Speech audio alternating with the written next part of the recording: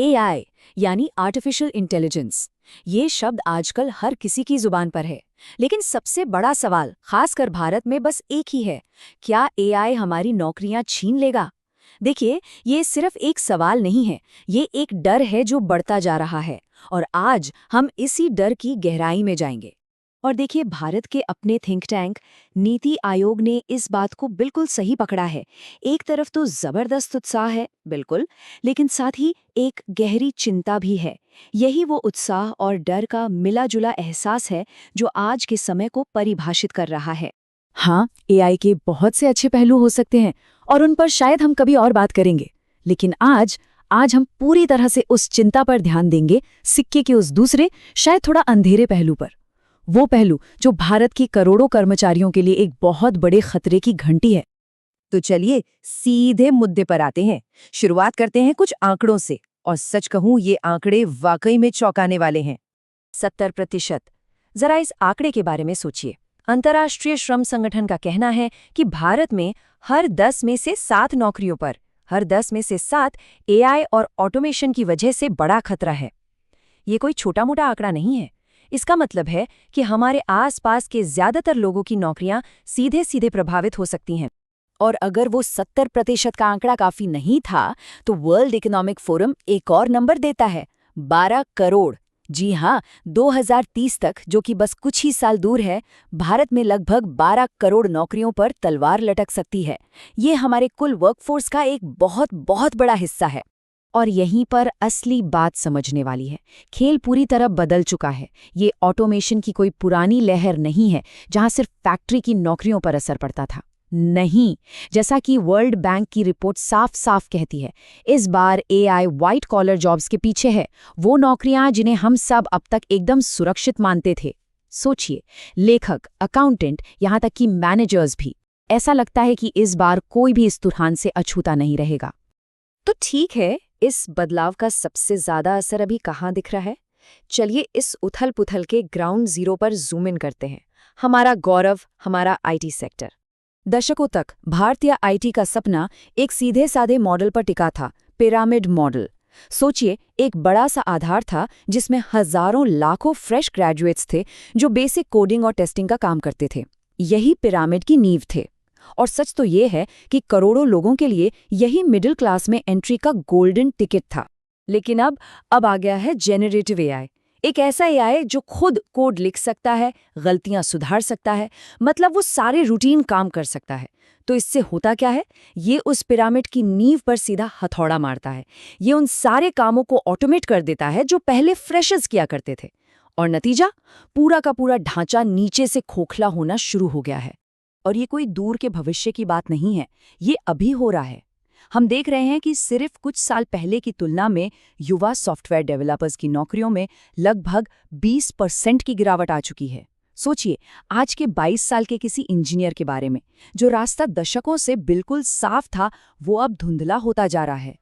लेकिन IT sector में जो हो रहा है, वो तो बस सुर्खियां हैं। हमारे टेक पार्कों की शीशे की इमारतों से बहुत दूर एक और बहुत बड़ा समूह है जो कहीं ज्यादा कमजोर और कहीं ज्यादा बड़े खतरे में है। 49 करोड़ लोग, ये भारत के अनौपचारिक क्षेत्र में काम करने वालों की अनुमानित संख्या है। ये वो लोग हैं जो सच में हमारी अर्थव्यवस्था की रीढ़ हैं। और आज ये लोग एआई से होने वाली तबाही का सामना करने के लिए बिल्कुल अकेले खड़े हैं, बिना किसी सुरक्षा कवच के। जरा सोचिए, इसका मतलब क्या है? इनके पास कोई फॉर्मल कॉन्ट्रैक्ट नहीं होता, कोई सोशल सिक्योरिटी नहीं, नए स्किल सीखने के लिए कोई ट्रेनिंग की सुविधा नहीं। इनका काम अक्सर एक जैसा कम स्किल वाला होता है, ठीक वैसा ही काम जिसे एआई बड़ी आसानी से कर सकता है। मतलब ये लोग इस तकनीकी तूफान में सचमुच अकेले और बेसहारा हैं। तो देखिए, ये मामला सिर्फ नौकरी खोने का नहीं है, ये उससे कहीं ज्यादा गहरा है।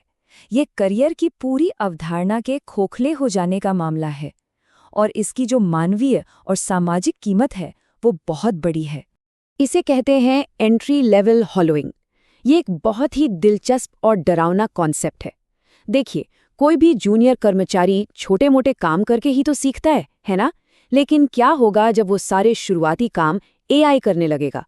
तो फिर कोई नया प्रोफेशनल अनुभव कहाँ से लाएगा? वो कैरियर की सीढ़ी पर चढ़ेगा कैसे? अगर सीढ़ी का पहला पायदान ही गायब हो जाए, तो चढ़ना शुरू कैसे होगा? अब देखिए, बड़ी बड़ी आईटी कंपनियां शायद कह रही हैं कि वो सिर्फ 2 या 5% लोगों को निकाल रही हैं। सुनने में ये बहुत कम लगता है ना?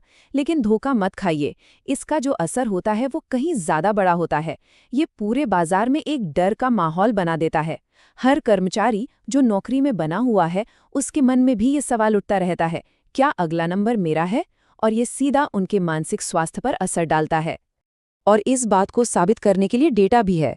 एक स्टडी में पाया गया कि भारतीय आईटी प्रोफेशनल्स में चिंता और डिप्रेशन के मामलों में 22% की बढ़ोतरी हुई है, और इसका सीधा संबंध एआई की वजह से नौकरी खोने के डर से है। तो अब ये सिर्फ एक आर्थिक संकट नहीं रह गया है, ये एक बड़ा मानसिक स्वास्थ्य संकट भी बनता जा रहा है। और जैसा कि हर बड़े बदलाव के साथ होता है, इसका दर्द भी सब पर बराबर नहीं पड़ रहा। एआई का असर हमारे समाज में पहले से मौजूद दरारों को और भी गहरा कर रहा है। संयुक्त राष्ट्र की एक रिपोर्ट इस बात को बिल्कुल साफ कर देती है। दुनिया भर में महिलाओं द्वारा की जाने वाली 28% नौकरियों पर एआई का बहुत ज्यादा खतरा है, और पुरुषों के लिए ये आंकड़ा 21% है। ये एक बहुत बड़ा अंतर है। तो सवाल ये उठता है कि ऐसा क्यों है? इसका जवाब इस बात में छिपा है कि ऐतिहासिक रूप से महिलाओं को किस तरह की नौकरियों में रखा गया है। ऑपरेशन, एडमिन वाले काम, बैक ऑफिस के काम, इन क्षेत्रों में महिलाओं की संख्या ज्यादा है, और दुर्भाग्य से यही वो काम है जो एआई के लिए सबसे आसान टारगेट है। ये वो नौकरियां हैं जिन पर सबसे पहले गाज गिर रही है। तो ये एक तरह से दोहरी मार है। एक तो महिलाओं की नौकरियां ज्यादा खतरे में हैं, और ऊपर से जो नई हाई डिमांड एआई रोल्स आ रही हैं, उनमें भी जेंडर पे गैप यानी वेतन का अंतर और भी ज्यादा बढ़ रहा है। मतलब जो टेक्नोलॉजी एक नए भविष्य का वादा करती है, वही हमें लैंगिक समानता की लड़ाई में पीछे धकेलने का खतरा पैदा कर रही है। तो जब हम इन सब बातों को एक साथ रखकर देखते हैं, तो ये सिर्फ एक नौकरी का संकट नहीं है। ये भारत के पूरे सामाजिक और आर्थिक ताने बाने के लिए एक बहुत बहुत बड़ी चुनौती है। एक स्थिर करियर के जो पारंपरिक रास्ते थे, वो हमारी आंखों के सामने टूटकर बिखर रहे हैं। और ये हमें एक बहुत ही बेचैन कर देने वाले सवाल के साथ छोड़ जाता है। हम भारत की आने वाली पीढ़ी के लिए आखिर कैसा भविष्य बना रहे हैं?